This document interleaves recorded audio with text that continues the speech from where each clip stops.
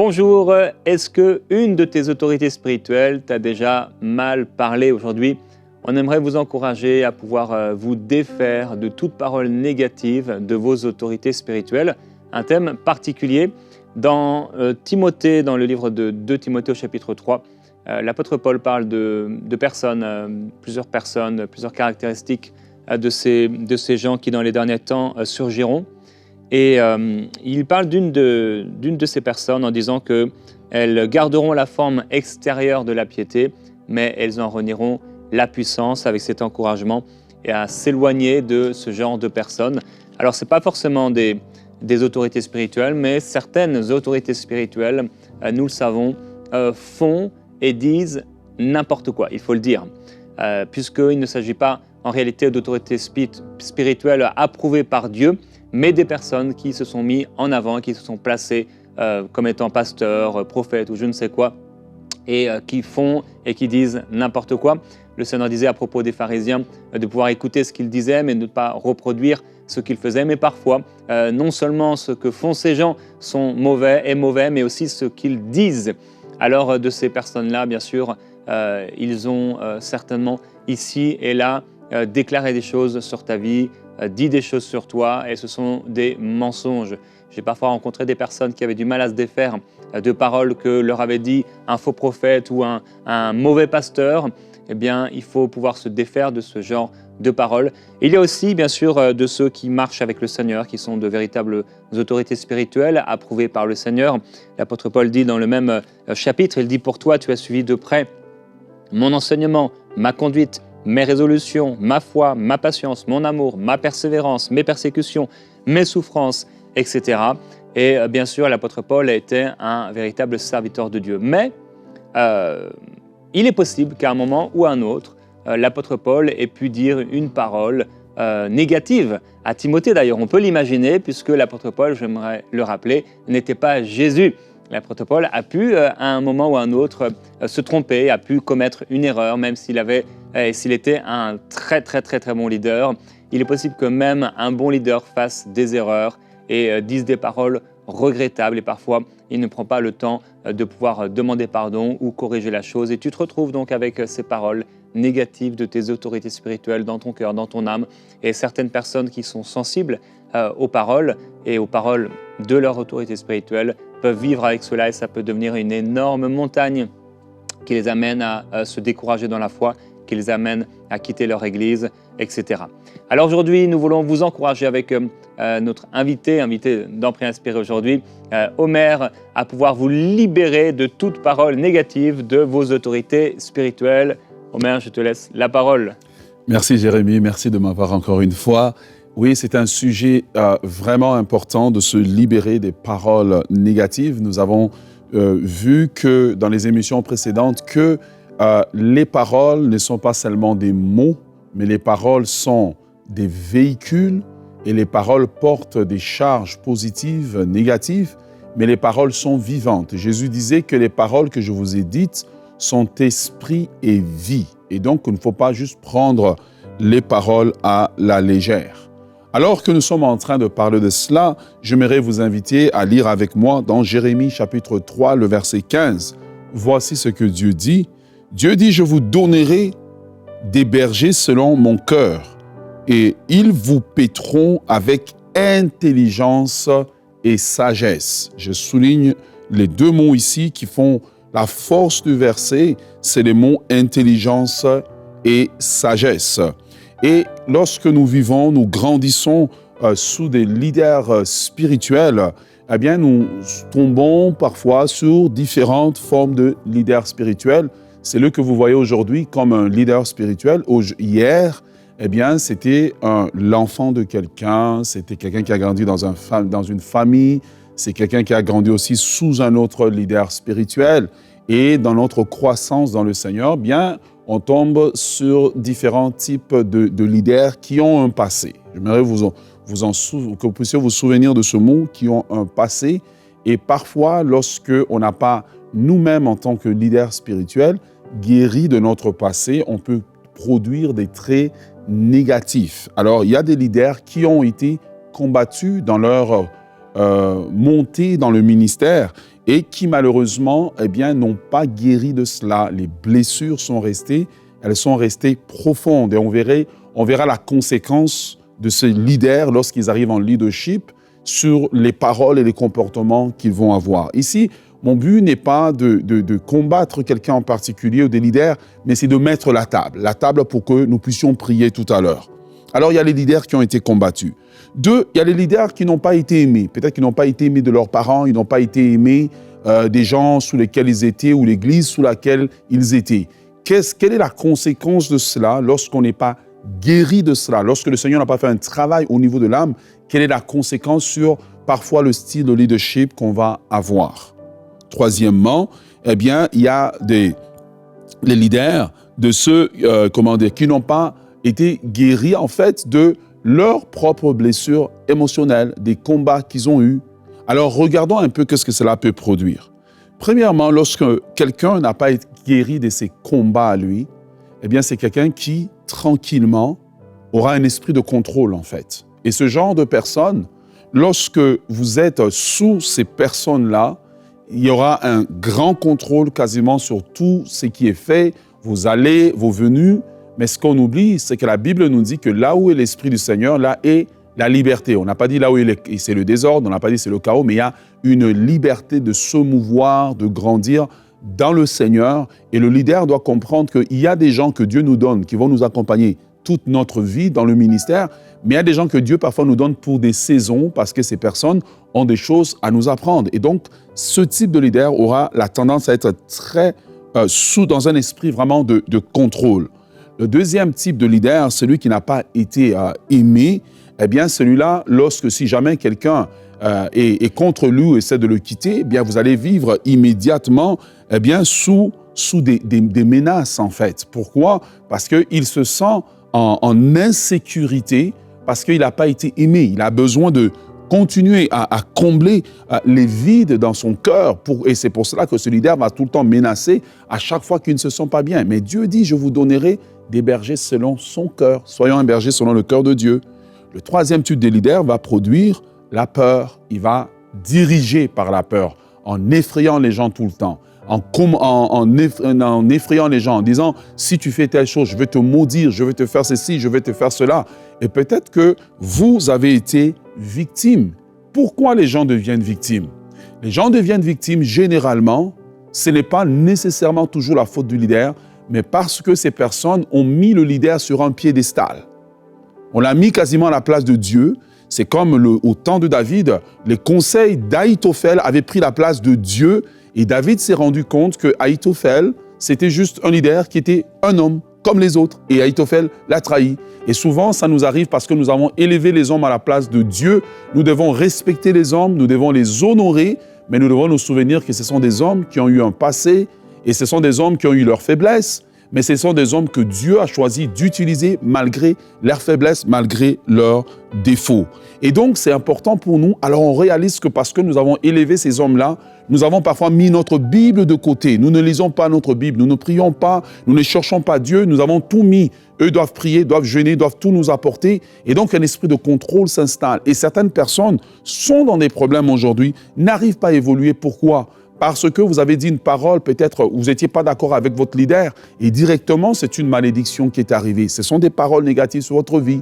Parfois, vous avez quitté le ministère parce que la saison était terminée et vous êtes parti voir le leader. Vous l'avez expliqué que, écoute, ma saison est terminée, je sens que Dieu m'appelle ailleurs. Et automatiquement, c'est des menaces que si tu quittes mon ministère, tu ne pourras pas te marier. Si tu quittes ici, tu ne pourras pas évoluer, etc. Et ces paroles ont semé des effets dans votre vie. Peut-être que vous avez eu le courage de quitter, mais vous avez l'impression que ces paroles sont en train de vous poursuivre.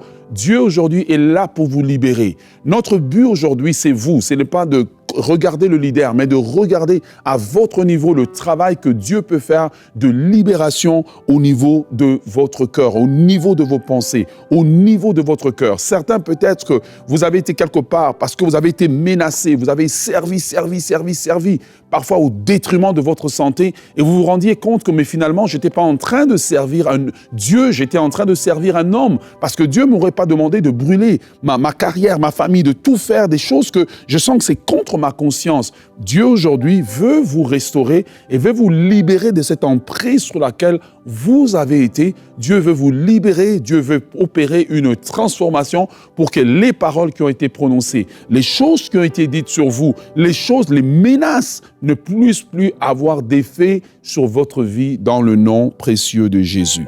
Alors voici 3 clés de la libération. La première clé, c'est Jean chapitre 10, le verset 11. Jésus dit, Jean 10, 11, Jésus dit, « Je suis le bon berger. Le bon berger donne sa vie pour ses brebis. » Ce que nous devons apprendre, c'est à redécouvrir d'abord Jésus-Christ comme notre berger. Vous voyez, David disait dans le psaume 23 que l'Éternel est mon berger. Malgré qu'il était le berger, il était le roi d'Israël, donc un type de berger, David a reconnu que Dieu était son berger. Et vous devez d'abord reconnaître que le véritable berger, c'est Dieu, c'est Jésus-Christ qui est notre berger. Parce qu'il est notre berger, nous ne manquerons de rien. Nous devons suivre les hommes, mais ne pas perdre la perspective que notre berger véritable, c'est Christ. Il utilise des hommes, mais nous devons redécouvrir Christ comme étant notre berger.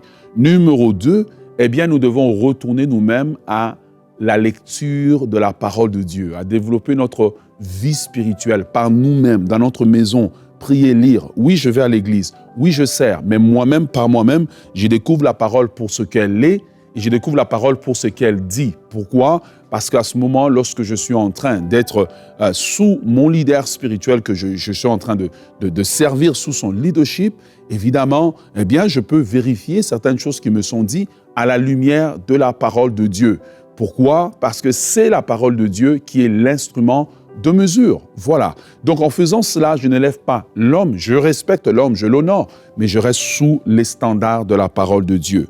Numéro 3, eh bien, c'est guérir des blessures que ces paroles ont causées au niveau de notre âme, au niveau de notre marche spirituelle, de guérir et de pardonner ce leader, parce que s'il est comme ça, c'est parce que lui aussi, quelque part, il souffre des choses dans son cœur ou c'est peut-être pas un leader que le Seigneur reconnaît encore. Peut-être que hier, oui, Dieu était avec lui comme Dieu était avec Saül, mais peut-être cette personne-là, Dieu ne la reconnaît pas. Mais nous, je parle de nous, parce que la plus grande partie, c'est nous.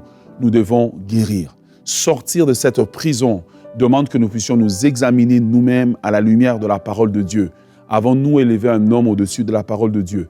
Avons-nous élevé un homme au-dessus de Dieu lui-même? Avons-nous donné cet homme trop d'importance dans notre vie? Quelles sont les paroles qui ont été prononcées?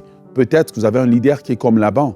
Lorsque Jacob l'a quitté, Laban a poursuivi Jacob pour le tuer et il était prêt à le maudire. C'est la nuit que Dieu a dit à Laban, ne parle à Jacob ni en bien ni en mal. On voit ici un leader, que quelqu'un était sous lui. Quand la personne quitte, c'est des menaces, c'est vraiment la méchanceté qui est en train d'atterrir. Mais on a un deuxième type de leader qui est comme Jéthro. Lorsque Moïse est parti voir Jéthro parce que Moïse voulait quitter, Jéthro a été une source de bénédiction. Je crois aujourd'hui, malgré tout ce que vous avez vécu, des paroles négatives, des blocages que vous vivez dans votre vie, qu'alors que nous sommes en train de prier, le bon berger qui est Jésus-Christ va prendre toutes ces paroles, il va les enlever. Vous allez vivre une liberté, mais vous aussi, vous serez aussi dans une position maintenant où vous pouvez servir Dieu. Alors tenez-vous prêts. Maintenant, nous allons au trône de la grâce pour être libérés, pour être transformés. Amen. J'aimerais seconder ce que partageait Omer. Si vous avez vécu vraiment des défis par rapport aux autorités spirituelles, vous avez besoin de cette guérison dans votre cœur. Et le Seigneur veut vous donner cette guérison. Et si j'ai partagé au début qu'il y a des hommes, en effet, qui renient la puissance du Seigneur et qu'on doit se séparer et s'éloigner de tels hommes, il y a d'un autre côté aussi des bergers qui marchent selon le cœur de Dieu, mais qui font des erreurs. Et cela, il ne faut pas s'en éloigner, il faut rester dans le troupeau et être guéri dans nos cœurs lorsque ces leaders font le mal, lorsqu'ils commettent le mal ou disent du mal, ou nous font du mal personnellement. Et en effet, on veut prier par rapport à ça. Si tu te reconnais aujourd'hui et tu sais que tu as été blessé, il y a ce pasteur qui t'a dit un jour cette parole, il y a cette injustice qui t'a été faite et tu t'attendais à avoir telle position et on ne te l'a pas donnée, tu as trouvé cela injuste et Peut-être qu'il avait raison, peut-être qu'il avait tort, ou peut-être tout simplement qu'il avait la possibilité de choisir ce qu'il souhaitait, ce qu'il pensait être bon. Et aujourd'hui, tu vis avec cette blessure dans ton cœur et il ne faut pas rester comme ça.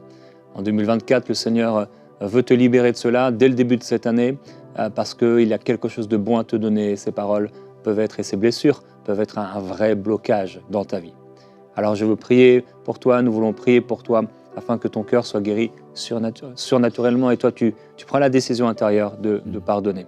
Tu relâches cela, tu relâches ce leader et tu pardonnes ce leader et on va prier. Seigneur, merci pour ta présence, merci pour ton amour merveilleux. Il y a des injustices, il y a des erreurs qui sont faites simplement. Il y a des paroles qui sont données qui n'auraient jamais dû être exprimées. Et ça a causé des souffrances, ça a causé des blessures. Et Père, nous voulons prier pour cette personne qui écoute et dont le cœur a été blessé. Cette personne a été blessée parce qu'un jour on lui a dit ça. Un jour, la personne qui devait l'encourager l'a découragé. Un jour, la personne qui devait lui donner des paroles positives lui a donné des paroles de malédiction, des paroles négatives. La personne qui devait la relever est la personne qui l'a écrasée. Et Seigneur, s'il y a dans le cœur de cette personne des blessures, des souffrances à cause de telles actions, nous te demandons s'il te plaît, avec le ministère merveilleux et surnaturel du Saint-Esprit, de guérir le cœur de cette personne. Qu'il y ait un avant, qu'il y ait un après cette émission. Qu'il y ait un avant et qu'il y ait un après ce moment de prière. Père, alors que cette personne choisit de pardonner, choisit de relâcher, renonce à l'animosité, renonce au manque de pardon, nous te demandons s'il te plaît de créer quelque chose de nouveau dans son cœur et de guérir ce cœur qui souffre, ces paroles qui reviennent et que le diable utilise pour la marteler, l'empêcher d'avancer. Seigneur Jésus, le diable qui prend ces paroles et qui en fait des montagnes alors que peut-être c'était juste une parole simple comme ça, laissée comme ça.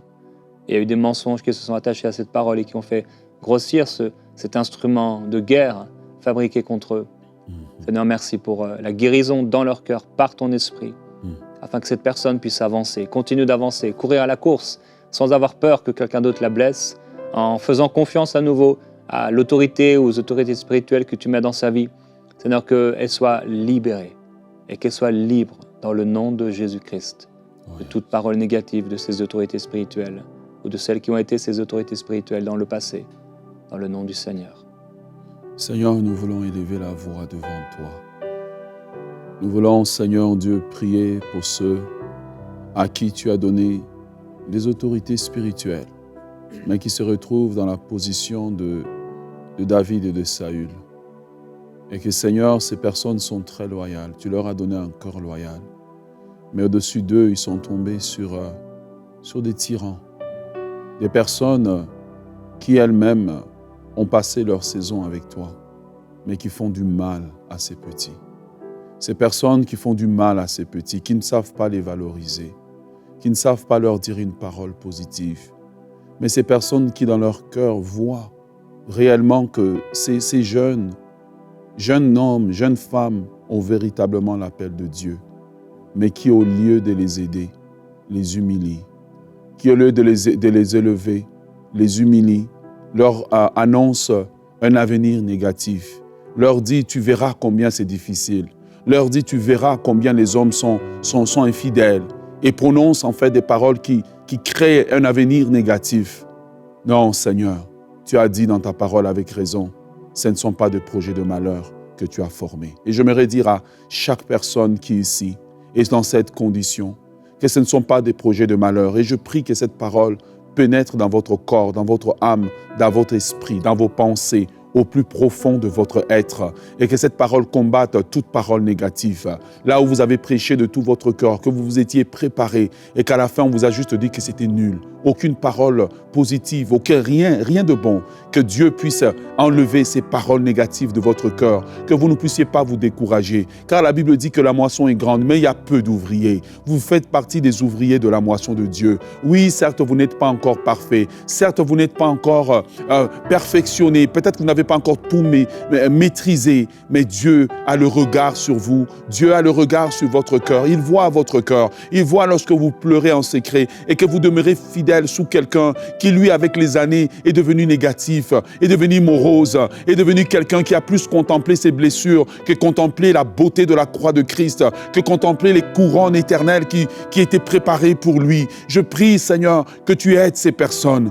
Je prie que tu aides tous ceux qui sont dans la maison d'Élie, tous ceux qui sont dans la maison d'Élie, comme le prophète Samuel était. Il était dans une maison où il a vu de la négativité, où il a vu les fils du prophète, du sacrificateur parler mal. Et ces personnes sont là, sous une emprise et ne peuvent rien. Ces paroles négatives, ces exemples négatifs sont en train de les entourer. Seigneur, je prie que leur cœur soit gardé. Seigneur, je prie que leur cœur soit gardé. Oh Dieu, fais un travail au niveau de ces personnes qui sont là, et ils sont là en train de soupirer, de murmurer, de juste désirer qu'il y ait quelqu'un quelque part qui s'arrête pour eux. Seigneur, tu es le bon berger. Prends-les dans ta main. Là où ils sont, enlève les paroles négatives. Enlève les paroles négatives. Seigneur, je voudrais prier pour ceux qui sont sous la banc, des leaders qui ne tiennent jamais parole, qui te promettent quelque chose, demain ils changent la parole, et quand tu veux réclamer, ils te menacent. Ils prononcent des paroles négatives sur ta vie. Ils prononcent que ta vie sera difficile. Je dis que ta vie ne sera pas difficile, ta vie sera facile parce que Dieu récompensera ta loyauté. Dieu récompensera toute ta loyauté. Ta fidélité sera une couronne que tu porteras comme David a porté la couronne de la loyauté. Il a porté la couronne parce qu'il a été loyal. Que Dieu étende sa main sur toi. Que Dieu étende la main sur toi. Que Dieu étende la main sur toi. Que Dieu te protège. Protège ton cœur. Protège tes émotions. Protège tes pensées dans le nom de Jésus. Alléluia. Seigneur, nous prions pour les personnes qui ont eu des leaders durs, des leaders qui, au lieu d'aimer, de prendre soin, au lieu de consoler, de fortifier, ils ont critiqué, ils se sont moqués, ils ont abusé de leur autorité. Et Père, on te demande s'il te plaît que ces personnes qui ont été sous ce leadership dur, cruel, méchant, qui puissent sortir de cette boîte dans laquelle ils ont été mises. Père, là où ils n'ont pas reçu l'amour, ton serviteur Paul avait cet amour comme une nourrice, comme une mère qui porte son enfant. Les apôtres étaient prêts à donner leur vie pour les disciples, pour les croyants. Et Père, là où il y a eu des leaders qui étaient durs, méchants, cruels, c'est venu avec toutes sortes de mauvaises actions, toutes sortes de mauvaises paroles et de péchés. Et ça leur a fait du mal. S'il te plaît, Seigneur, viens libérer mes frères et mes sœurs. Tu es dans ce temps de prière et tu as été mis dans une boîte spirituelle, une boîte religieuse, dans des boîtes, différentes boîtes, à cause de ce leader qui peut-être a eu peur de ton évolution spirituelle, il a peut-être ressenti l'appel de Dieu sur ta vie, il a eu peur de perdre quelque chose. Lorsque tu allais être élevé, et certains, vous avez gardé votre cœur dans l'humilité, mais il y a quelque chose qui reste et quelque chose qui a été mis par la main de l'homme sur votre vie. Un joug religieux qui vous a mis dans une boîte. Et dans le nom de Jésus-Christ, nous voulons vous détacher par l'autorité du Seigneur, vous détacher de ce qui a été mis, de ce qui a été semé par la main de l'homme, afin que vous puissiez entrer dans une nouvelle liberté, dans votre service pour Dieu, dans votre vie chrétienne, dans votre marche avec Dieu, dans votre ministère, et qu'il n'y ait plus aucune boîte religieuse qui soit là autour de vous et qui vous empêche de pouvoir être ce que le Seigneur vous a appelé à être. Vous n'êtes pas appelé à ressembler, à être la copie de cet homme, de cette personne cruelle et méchante qui a été constamment dure avec vous. Il y a des leaders qui sont là encore dans votre vie et ce sont des gens qui sont durs. Vous ne voyez pas, ils ne respirent pas l'amour du Seigneur Jésus-Christ. Dans leurs paroles, tout est dur, tout est malédiction, tout est péché, tout est calomnie. Et vous ne voyez pas l'amour du Seigneur Jésus-Christ. Et ça vous forge, ça vous forme et ça forme en vous un caractère et ça forme en vous une image, une vision de Dieu qui est fausse, qui est mensongère. Et au nom de Jésus-Christ, nous vous relâchons et nous vous libérons de ces paroles qui ont été données, ce caractère aussi, cette façon d'être et de faire le ministère. Et au lieu de prendre soin de vous, eh bien, ils ont mangé la chair de ces brebis et ils se sont vêtus avec la laine des brebis. Et ils ont fait du mal aux brebis au lieu d'en prendre soin. Ils ne les ont pas guéris, ils n'ont pas pris soin de ces brebis. Et vous avez été l'une d'elles. Et à cause de cela, votre cœur est aigri, votre cœur est triste, votre cœur est dans l'amertume, votre cœur est dans l'incompréhension et dans la confusion. Et Seigneur, je te demande, s'il te plaît, s'il y a quelqu'un maintenant qui entend cette prière, et même s'il y a des personnes autour de ces personnes, de ces frères et de sœurs qui vivent cela, Père, on te demande, s'il te plaît, même pour l'Église générale, l'Église francophone, s'il te plaît, Seigneur, épargne les troupeaux, épargne ton peuple, épargne les brebis de ces loups cruels qui dévorent et qui font le mal. C'est des mercenaires qui ne se mettent pas en peine des brebis, mais qui sont là pour eux-mêmes, pour leur argent, pour leur gloire, pour profiter, pour abuser. Seigneur, on te demande, s'il te plaît, qu'il y ait un tel mouvement du Saint-Esprit, qu'il y ait une telle autorité, une telle grâce qui repose sur l'Église, que ces personnes sont mises à la lumière et ils ne peuvent rester là dans ton peuple, ils ne peuvent régner sur ton peuple, ils ne peuvent dominer sur ton peuple. Mais tout comme Ananias et Saphira ont vécu dans l'hypocrisie, Seigneur, tu prends le contrôle et tu établis ta justice afin que tes brebis soient gardées, que ton troupeau soit protégé et que les cœurs puissent être guéris de tels leaders qui ne sont pas approuvés par toi. Nous te remercions, merveilleux Jésus-Christ, de ton œuvre que tu fais dans les cœurs par ton esprit maintenant. Seigneur, nous voulons prier pour ceux qui font le ministère par peur. Seigneur, nous voulons prier pour eux. Vous êtes là, vous faites le travail de Dieu. En fait, la motivation, c'est plus l'amour de Dieu, c'est juste la peur du leader, la peur de ce qu'il va dire. Et je voudrais maintenant, alors que vous êtes là, vous demander de mettre la main sur votre cœur. Seigneur, tu as dit que tu es venu pour guérir ceux qui ont le cœur brisé. Et nous voulons prier maintenant pour ces personnes, pour que tu passes ta main dans leur cœur. Que la peur les quitte. Que la peur les quitte. La peur du regard du leader. La peur des paroles du leader. La peur d'être peut-être cité dans une prédication en exemple. Et je voudrais demander que tu étendes ta main et que tu puisses guérir leur cœur. Guérir leur cœur et les libérer du joug de la peur. Amen. Soyez libérés du joug de la peur dans le nom de Jésus. Au plus profond de vous, au moment où je suis en train de parler, une opération profonde du Saint-Esprit est en train de prendre place. Je prie dans le nom de Jésus que lorsque vous allez entendre le nom de votre leader maintenant, vous ayez de la joie et non de la peur.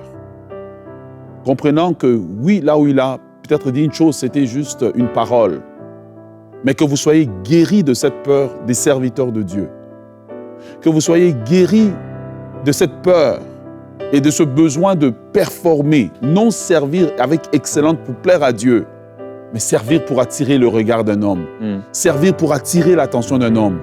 Soyez guéris, soyez libérés dans le nom puissant de Jésus-Christ. Amen. Je vais terminer cette émission en vous disant, ne vous nourrissez pas de ces paroles et pardonnez réellement de tout votre cœur. Mon frère, ma sœur, ce leader, il a fait des erreurs, tu en as fait aussi. Si tu es parent, tu as fait des erreurs envers ton enfant. Il y a eu des paroles que tu as dit que tu n'aurais jamais dû dire. Et même si tu n'as pas d'enfant, avec un collègue de travail, avec un frère, une sœur, un parent, il y a eu des paroles comme cela.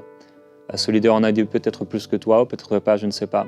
Mais ne te nourris pas de ces paroles et relâche-le. Pardonne-le de tout ton cœur. Dis-le à haute voix, je lui pardonne pour ce qu'il a fait. Tu peux citer ce qu'il a fait et relâcher cela auprès du Seigneur, et être vraiment libéré de ce joug. Et s'il te plaît, ne te nourris pas de ces paroles. N'en parle plus avec un frère un tel, sœur un tel, il m'a dit ceci, il m'a dit cela, et à chaque fois ça va revenir. Non, cela montre que ton cœur n'a pas été guéri, mais sois guéri dans ton cœur en pardonnant de tout ton cœur ce leader.